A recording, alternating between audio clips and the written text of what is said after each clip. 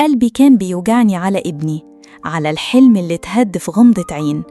مرت الأيام وبقالي دلوقتي 2 و9 شهور مطلقة. كل يوم فيهم كنت بحاول ألملم شتات نفسي، أحاول أقف على رجلي تاني عشان ابني. أحمد كان بيحاول يرجع وأنا كمان كنت بتمنى. مفيش مرة كلمني إلا وكنت بحس إن فيه أمل. كنا بنتكلم بالساعات، بنراجع الماضي، بنحاول نشوف الغلط فين. بس للأسف دايماً كانت بتقف حاجة في طريق رجوعنا.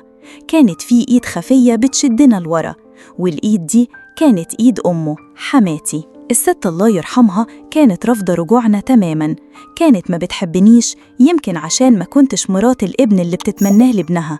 هي كانت قالتها في وشي قبل كده، وكانت عايزة ابنها يتجوز واحدة تانية، وفعلاً جوزته.